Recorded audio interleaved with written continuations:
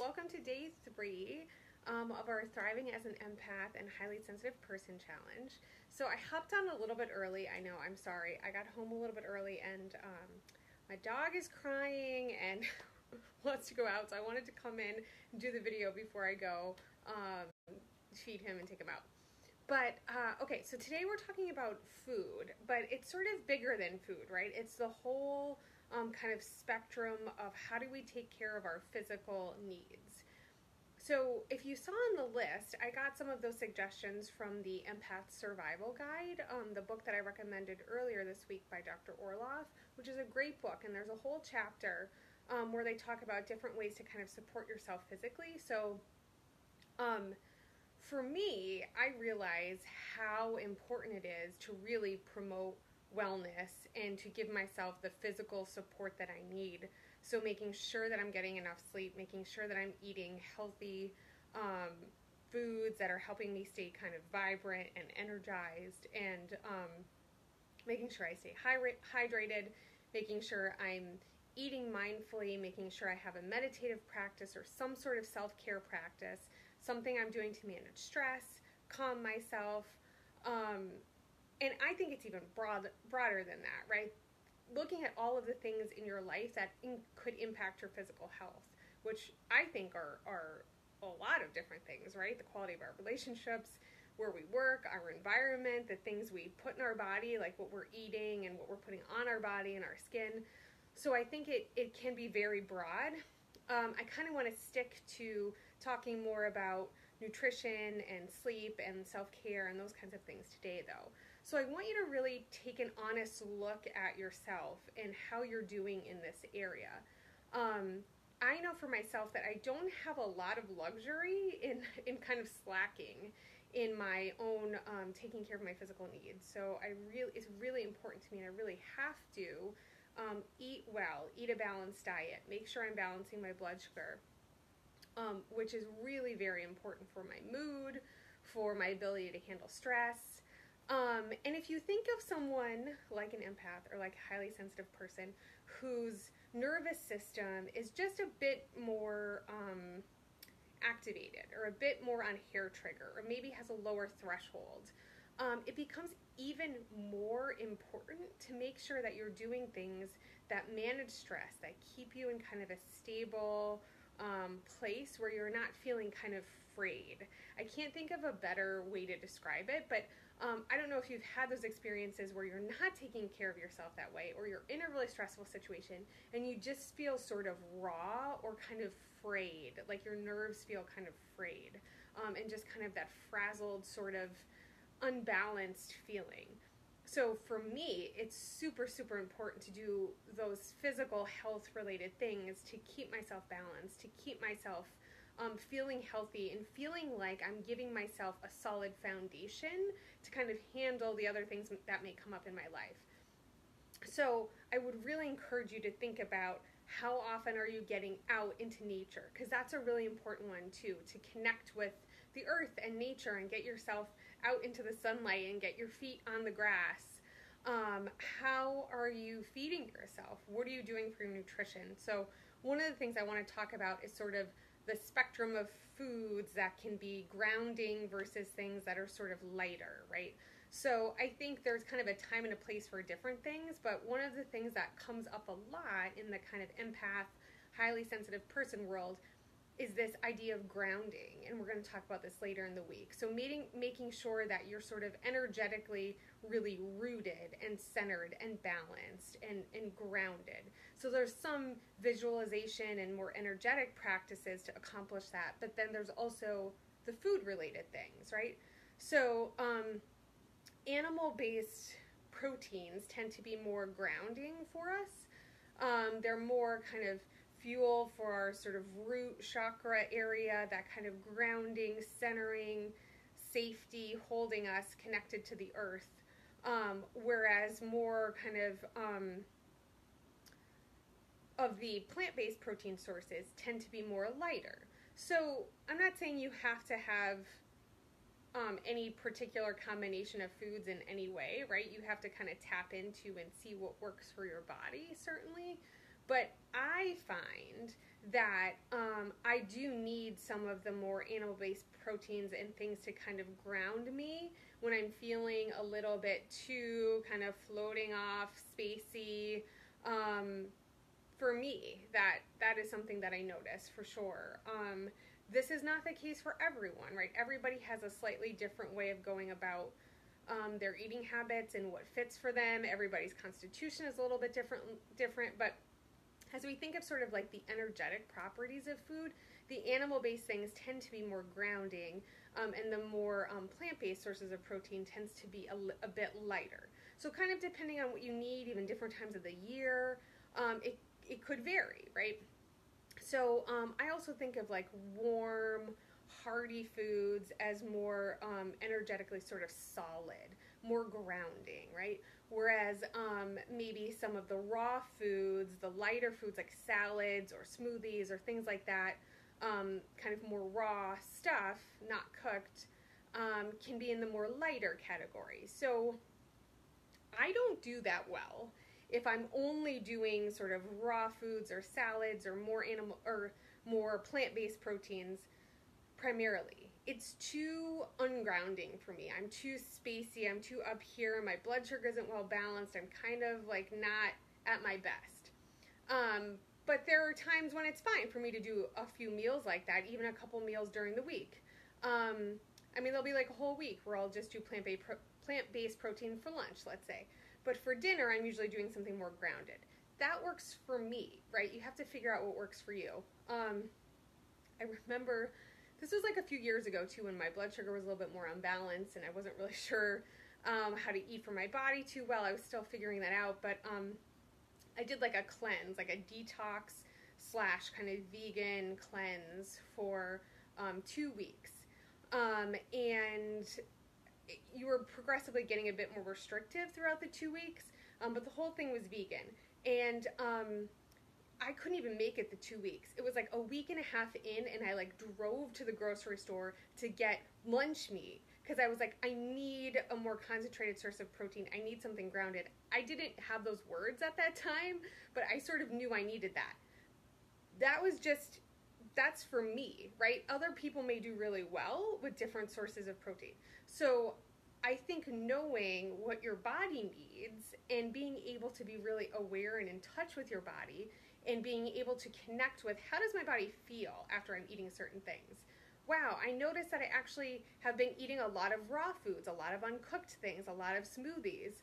How is my body doing with that? Do I feel energized? Do I feel tired? Is my blood sugar balanced? Am I getting headaches? Am I feeling kind of cranky when it's time to eat? I like to think of balancing blood sugar by having a mix of a protein, a fat, good healthy fat, and a fiber. So fiber is generally in the vegetable world. That's how I'm thinking of fiber. So it could be other things too, right? It could be a grain or something, but I tend to think of a veggie in that. So are you crafting your meals where you're having a fiber, fat, and a protein to keep your blood sugar balanced? Are you someone who tends to kind of forget about adding a protein or forget adding a fat? So maybe you're not as satiated as you could be. So I think that there's a lot that we can do in terms of our food. The other thing that's on the list that I kind of added in, that's not really talked about much in the Empath Survival Guide, but that I think is really important based on kind of how I was trained in nutrition, is the variety being key. We get stuck in these food ruts where we get really restricted in what we're eating and we're not exposing ourselves to a wide variety of different micronutrients that we need, different phytonutrients that we could get from different plant sources, different sources of fruits and vegetables. So I would encourage you to be a bit adventurous, right? To go into the grocery store and purposely pick up some vegetables that you've never had before or that you don't have very often. Get some different colored fruits, some different colored vegetables. Grab the purple cabbage instead of the white cabbage, but like to try to really expand and provide a variety for what you're eating. The other good way to do that is to just look at your plate, right? Like look at your lunch, your breakfast, your dinner. Is it like all kind of tan and brown and sort of blah looking? Do you have some red stuff, some green stuff, some blue, some meat, like some all different colors on your plate? How much variety are you getting? So to me, that's a really, really important thing too, because it's just a quick and dirty way of trying to ensure that you're getting the right micronutrients, which are super important for mood, for neurological functioning, for a million things really in your body, right? We want to make sure that we're not excluding all of the kind of phytonutrients that we need by keeping ourselves sort of in this rut and eating the same things over and over and over again. So I really encourage you to think about that. Water is another really important thing. How often are you driving yourself on like a caffeine or a sugar-fueled beverage or something that's not really hydrating you? So how much water are you getting? Are you conscious of that? Are you paying attention to how much water you're getting? To me, hi Anna. To me, that feels grounding. To know that I'm sort of hydrated and kind of like filled up in a way feels grounding. It feels centering. It helps keep me balanced. So I'm not that great about it either. I need to get better about it. But when I am really conscious of it, it is helpful for me. So I would encourage you to think about some of those things. So thinking about also your stress management practices. What are you doing in your life intentionally to reduce stress or to manage stress when it comes up? Do you have a meditation practice? Do you have some sort of relaxation practice? What are you doing to help kind of settle that kind of antsy nervous system, right? There has to be something that you're doing, some sort of regular practice. In my opinion, that's really critical, right? So filtering out the stressors that you can filter out, because there probably are some stressors in your life you can remove yourself from or distance yourself from or put boundaries up, which we'll talk about another day. But I bet that there are. But for those things that you can't or it's not feasible to do right now, and life will give you stress regardless, right? But you have to have some sort of way where you're doing either a daily practice of kind of reducing that overall arousal and then having a practice that you can do when you're feeling really stressed or when you're feeling kind of keyed up. Some people that's yoga, some people it's deep breathing, some people it's like painting or drawing or doodling or coloring. It could be a mindfulness space thing, a meditation, working out, whatever it is for you. Although I would like something that kind of calms your system down, even though working out can be great physical activity and healthy. I do want like a calmer sort of thing too that can like bring you down to a calmer place, I mean.